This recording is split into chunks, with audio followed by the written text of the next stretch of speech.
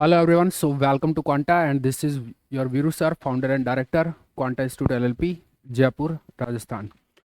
आज का जो एक सीरीज है वो बहुत ही खास सीरीज है और ये सीरीज आप चाहे आपकी जर्नी अभी जस्ट स्टार्ट हुई हो, चाहे आपकी एग्ज़ाम का जो प्रिपरेशन का जर्नी है वो टुवर्ड्स एंड हो, चाहे आप एग्ज़ाम के सेंटर के बाहर खड़े हो, चाहे आप 2 या 3 साल बाद आपकी आज की जो प्रिपरेशन है उसके 2 या 3 साल बाद कोई एग्ज़ाम देना चाहते हो, तब भी ये वीडियो काम आएगा।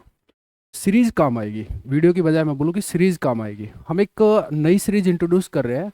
उसमें क्या रहेगा कि हर टॉपिक को बहुत ही कॉन्साइज वे में वहाँ पे आपके सामने प्रोड्यूस करेंगे और जितना फास्ट हम कर सकते हैं उसको आपके सामने उतना फास्ट अवेलेबल कराएंगे।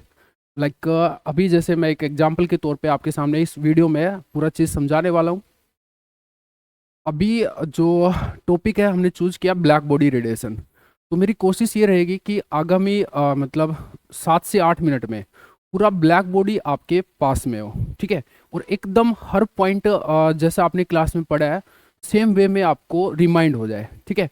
तो मैंने कोशिश की है पूरा ब्लैक बॉडी बच्चों से कॉपी लेके और वहाँ से हर एक पॉइंट को उठा के और खुद से ही बनाया है। एक सबसे अच्छी बात है कि ये मैं खुद से डिजाइन कर रहा हूँ, तो गलती होने की बहुत कम संभावना है और जो क्लैरिटी है कंसेप्ट में वो मेंटेन रहेगी और कंटेंट भी पूरा का पूरा रहेगा, ठीक है। चलिए शुरुआत करते हैं। काउंटडाउन स्टार्ट करो। आप जस्ट ट्रायल है तो अभी कोई दिक्कत नहीं है ना। Okay, so black body radiation is our chapter, fine. तो थोड़ा सा आगे बढ़े उससे पहले रिमाइंड करते हैं कि यहाँ पे क्या क्या होगा। भाई मैनली पहले तो हम ब्लैक बॉडी की डेफिनेशन पे बात करेंगे, ठीक है। तो ब्लैक बॉडी की डेफिनेशन वगैरह तो नॉर्मल सी चीज़ है कि ब्लैक बॉडी रेडिएशन वगैरह क्या होता है, टेम्परेचर रेडिएशन होता है, दैट्स ऑल। फिर आता है अपना सेकंड जो पॉइंट होता है वो होता है ब्लैक बॉडी जो रेडिएशन होता है उसके फीचर्स क्या होते हैं। तो मैंने बिल्कुल कॉन्साइजली देखे लिखे हैं कि सबसे पहले तो आप एक ग्राफ बनाएंगे, ठीक है। तो ग्राफ इस टाइप से हो गया और अब जो इसके कुछ पॉइंट है लाइक सबसे पहले तो जो एरिया अंडर द कर्व है वो प्रोपोर्शनल टू टी की पावर 4 होता है। तो वो चीज़ यहीं पे लिख दिया कि प्रोपोर्शनल टू टी की पावर 4 है। एक और चीज़ ये पीक आता है ग्राफ में, तो पीक कहाँ पर आ रहा है, लैम्डा की जिस वैल्यू पे आ रहा है उसको हम लैम्डा मैक्स बोलते हैं। उससे भी पहले ये जो ग्राफ है किस किस के बीच में बनता है, तो इधर लैम्डा भी लेते हैं आप और फ्रीक्वेंसी भी लेते हैं। इधर अगर लैम्डा के साथ बना रहे हैं तो यू लैम्डा भी ले सकते हैं और ये यू लैम्डा होता है आपका एनर्जी डेंसिटी, और आर लैम्डा भी ले सकते हैं, ये होता है रेडियंसी। और अगर न्यू के साथ बना रहे होंगे तो ये यू न्यू आ जाएगा और ये आर न्यू हो जाएगा। तो ये चीज़ें आपको पता होनी चाहिए, ठीक है। और अब किस लैम्डा पे पीक कर रहा है उसको हम लैम्डा मैक्स बोलते हैं। अगर फ्रीक्वेंसी में हुआ तो उसको हम फ्रीक्वेंसी का मैक्स बोलते हैं, न्यू मैक्स बोलते हैं। और ये आपने शो कर दिया यहाँ पे, ठीक है। इससे पहले ग्राफ का जो एरिया अंडर द कर्व है वो 25% है, इससे बाद का 75% है। ये जो पीक होता है ये प्रोपोर्शनल टू T5 है अगर आप लैम्डा के साथ ग्राफ बना रखा है, और अगर फ्रीक्वेंसी वाला ग्राफ है तो ये प्रोपोर्शनल टू T क्यूब होता है। अब ये पॉइंट आपको बहुत कम लोगों को पता होगा, ठीक है। इसके अलावा और क्या रहता है वो यहाँ पे बुलेटिन में डाल दिया। वो एक जो लैम्डा मैक्स है उसका टेम्परेचर के साथ क्या है डिपेंडेंसी वगैरह, तो वो ये है कि अपना विंस डिस्प्लेसमेंट लो है। Lambda max proportional to 1/T होता है, अगर हटाओगे तो बी आएगा, बी का वैल्यू ये है, ठीक है। और अगर फ्रीक्वेंसी वाले फॉर्मेट में बात करोगे तो म्यू मैक्स जहाँ पे मैक्सिमा आ रहा है वो प्रोपोर्शनल टू टी होता है। एरिया अगर निकालने की कोशिश करनी है तो आर लैम्डा डी लैम्डा कर लेना है, 0 से इन्फिनिटी लिमिट लग जानी है। आर लैम्डा लैम्डा मैक्स पे क्या आ रहा है, प्रोपोर्शनल टू T5 आ रहा है, ठीक है। और जो न्यू मैक्स पे निकालोगे तो प्रोपोर्शनल टू T क्यूब आ रहा है, वो सब यहीं पे ऑलरेडी डिस्कस हो गया। और अमिसिविटी ब्लैक बॉडी के लिए 1 होता है और वैसे कोई ग्रे बॉडी के लिए 0 to 1 रहता है। और आर लेमडा जो रेडियंसी और एनर्जी डेंसिटी है उनमें क्या रिलेशन होता है, तो वो C/4 का रिलेशन होता है, ये इससे C/4 टाइम्स ज़्यादा होती है।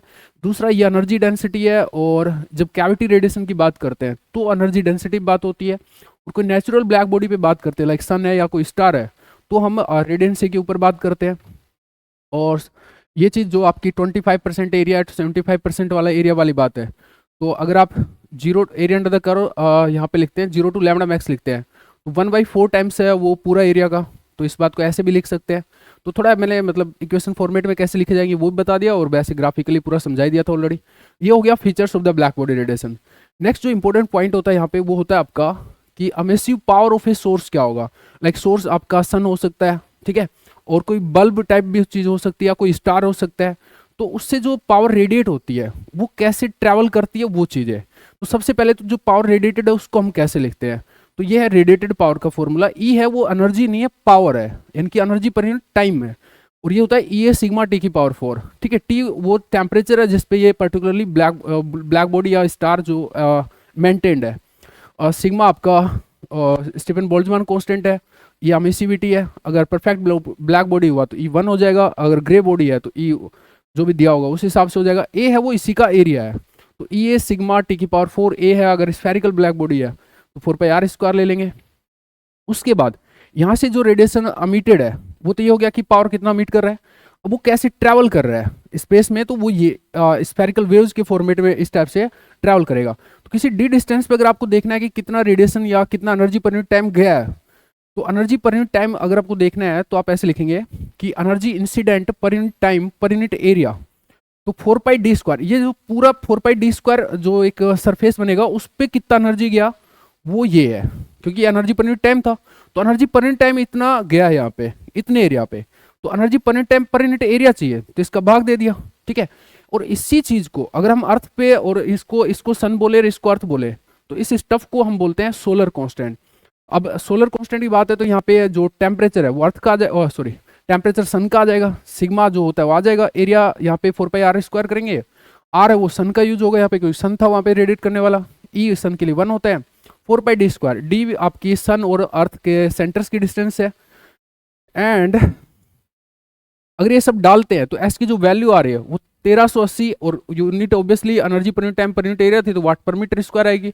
कैलोरी में चेंज करना चाहते हैं, कैलोरी फिर ये पूरा सीजीएस में है, कैलोरी पर मिनट और सेंटीमीटर स्क्वायर, तो वो इस तरीके से आ जाएगी, ठीक है। और ये वैल्यू वगैरह आपको याद रखनी है, 2 है, ये आपका 1380 के आसपास होता है। और अब नेक्स्ट जो टॉपिक होता है इसी से जो रिलेटेड है वो ये है कि energy per unit time incident on the whole earth, पूरे अर्थ पे कितना एनर्जी पर यूनिट टाइम आया। पर यूनिट एरिया तो आपने ये देख लिया था, अगर अब एरिया से मल्टीप्लाई कर दे, अर्थ का जो इफेक्टिव एरिया है उससे मल्टीप्लाई कर दे, तो सोलर कांस्टेंट को अगर इफेक्टिव एरिया से मल्टीप्लाई कर दे, इफेक्टिव एरिया आपका एक क्या बोलते हैं सर्किल के जैसा होगा, तो फिर इफेक्टिव एरिया जो अर्थ का है वो πr² मल्टीप्लाई होता है, ना कि 4πr²। ये अपने को रिमाइंड करने के लिए बोला गया है। तो ये चीज हो गया। अब एक्चुअल में ये चीज तो है स्टैंडर्ड सन और अर्थ के लिए, लेकिन ये काम कब आता है आपको, जब आपको कोई वैसे सोर्स दे रखा हो और फिर ये डेटा अगर चाहिए किसी डिस्टेंस पे, किसी सरफेस पे अगर आपको निकालना हो, तो सरफेस का एरिया आएगा यहाँ पे, लाइक कोई स्क्वायर काइंड का सरफेस दे दे और किसी सोर्स से, तो उस पर यहाँ पे फिर स्क्वायर का एरिया लिखना पड़ेगा, इफेक्टिव एरिया जो वहाँ पे फेस अप हो रहा है उस सोर्स के साथ में वो लिखना है, ठीक है। चलिए ये सब बात होगी। यहाँ पे मैंने डेटा बता दिया पूरा कि ये आर क्या है, obviously R radius of the earth है, ठीक है, और कितना होता है वो डेटा डाल दिया। और the earth distance of the earth from the sun है, तो ये भी कितना होता है ये डाल दिया सब मीटर वीटर में, ठीक है। और रेडियस ऑफ द सन वो भी डेटा डाल दिया। अगर इन केस अगर आपको मतलब ये देखना हो कि भाई कैसे हो रहा है तो थोड़ा एक बार रिमाइंड कर दिया। टेम्परेचर ऑफ द सन कितना लेंगे यहाँ पे ये सब कर दिया। तो ये कुछ भी डेटा के लिए आपको उधर कॉपी में जाने की जरूरत नहीं पड़ेगी। नेक्स्ट है explanation of the black body spectrum, जो भी आपका एक्सपेरिमेंटली ऑब्जर्व हुआ है। तो 3 थ्योरी थी, एक विंस ट्रीटमेंट है, एक रिलेजेंस ट्रीटमेंट है, और तीसरा आपका प्लैंक्स ट्रीटमेंट है। प्लैंक्स ट्रीटमेंट में सब कुछ अच्छे से एक्सप्लेन होता है। तो एक बार अपन सीक्वेंसिंग में देख लेते हैं कि विंस ने क्या दिया था, रिलेजेंस ने क्या दिया था, क्या बैकग्राउंड था, वो सब सारी चीज़ें। विंस ट्रीटमेंट में अगर बात करें तो उन्होंने जस्ट ग्राफ का शेप देख के और ग्राफ का सेटिंग किया था। तो यू लैम्डा क्या दिया था वो ये आपको ध्यान रखना पड़ेगा कि a ओवर λ5 e की power -a lambda into T होता है। अब you lambda D lambda you new D new ये रिलेशन होता है। तो अगर आपको ये न्यू के फॉर्मेट में चाहिए तो यहाँ से करके निकाल लोगे, वो सब ओबियस काइंड ऑफ स्टफ है। और यहाँ से ये चीज़ विंस डिस्प्लेसमेंट लो भी प्रूव हो जाता है। और अगर इसको लेके अपन करेंगे तो इसका डेरिवेटिव करके देख सकते हैं वैसे तो कि भाई लैम्डा मैक्स क्या आएगा। बाकी आप याद रख सकते हो कि बी इक्वल टू यहाँ पे जो आएगा, जो विंस कांस्टेंट आएगा इस वाले से ट्रीट कर रहे हैं तो a/5 आएगा, ठीक है। और इसको ऐसे भी बोल सकते हैं कि वो ये लैम्डा की वो वैल्यू है जिसपे यू लैम्डा मैक्सिमम है, तो इसका डेरिवेटिव करके निकाल सकते हैं। डेरिवेटिव करोगे तो ये जो रिलेशन है इस तरीके से आएगा कि a/5t रहेगा, ठीक है। तो b को आप a/5 होता है। जनरली जो क्वेश्चन पूछा जाता है वो इस टाइप से पूछा जाता है। अगर आप डायरेक्ट रिमाइंड रखना चाहते हो तो ऐसे, अदरवाइज ऐसे याद रखो, ठीक है। और अगर इसको फ्रीक्वेंसी फॉर्मेट में कन्वर्ट करोगे इस वाले से, और फिर अगर किस पर्टिकुलर फ्रीक्वेंसी पे ये मैक्सिमम ले रहा है वहाँ पे, उसमें जो आएगा न्यू मैक्स आएगा वो 3c/5bt आएगा। और अगर ए के फॉर्मेट में है तो 3c/8t आएगा। सी जहाँ पे स्पीड ऑफ लाइट है, यहाँ पे जो सी इंट्रोड्यूस्ड है। तो कई बार ये पूछ लेता है कि यहाँ पे जो कांस्टेंट है वो बी के फॉर्मेट में क्या है, तो 3/5 सी बाई बी है, ठीक है। और अगर ए वगैरह के फॉर्मेट में चाहिए तो ये है, ठीक है। नेक्स्ट, अगर ये देखें कि वो जो मैक्सिमा आ रहा है वो न्यू मैक्स पे टेम्परेचर पे कैसे डिपेंड कर रहा है, तो टी क्यूब, ये बात ऊपर भी हो चुकी थी। एंड लैम्डा के फॉर्मेट में देखें तो T5 आ रहा है। और इसके बाद रिलेजन स्टेटमेंट, ठीक है। और इससे अगर अपन बात करें तो ये पूर्णतः सक्सेस तो नहीं था, तो कहाँ फेल हुआ कहाँ सक्सेस हुआ इस पे बात करें तो अपन थोड़ा सा नीचे बात करेंगे, जो रिलेजन्स पढ़ने के बाद में एक टेबल में देखेंगे कि कहाँ पे सक्सेस हुआ था कहाँ पे फेल हुआ था। नेक्स्ट बात करते हैं रिलेजन्स। रिलेजन्स में वो क्या करता है, थोड़ा सा नंबर ऑफ मोड्स पे बात करता है और नंबर ऑफ नॉर्मल मोड्स पे बात करता है या फ्रीक्वेंसी मोड्स पे बात करता है, पर यूनिट वॉल्यूम कितने मोड है। और फिर अपन निकालते हैं एनर्जी डेंसिटी, हाँ पर यूनिट वॉल्यूम कितने मोड्स हैं, वाइब्रेशनल मोड्स हैं उनकी बात करता है, उसको ये ऐसे कैलकुलेट करके लाता है। इसको डेटा को आपको डायरेक्ट याद रखना है। फिर ये एनर्जी डेंसिटी है, वो एनर्जी पर यूनिट वॉल्यूम होती है। तो पर यूनिट वॉल्यूम तो ये नंबर ऑफ मोड्स था ही, एक मोड में कितना एनर्जी है एवरेज, उसको लिख सकते हैं। वाइब्रेशनल मोड में एवरेज जो एनर्जी होती है वो लो इक्विपार्टीशन ऑफ एनर्जी से केटी होता है वाइब्रेशनल मोड में, क्योंकि P²/2m plus half M omega square X square में हाफ के टी से केटी बनेगा। और ये आपने number of modes per unit volume था, तो ये एनर्जी पर यूनिट वॉल्यूम यानी कि एनर्जी डेंसिटी आप लिख पाए। ये फ्रीक्वेंसी के फॉर्मेट में है। और इससे अगर आपको लैम्डा वाला करना है तो वो ऊपर जो सीन बताया था उससे कर सकते हो चेंज, ठीक है। इसके बाद अगर अपन इसकी ग्राफ की बात करें जस्ट यहीं पे ही, तो इस टाइप से आएगा। और सिंस ग्राफ का अगर एरिया अंडर द कर्व की बात करूं तो इनफाइनाइट है, ठीक है। और इसी चीज को जो यानी कि इसका मतलब ये हुआ कि जो एनर्जी रेडिएटेड है वो इनफाइनाइट है, but physically this is impossible.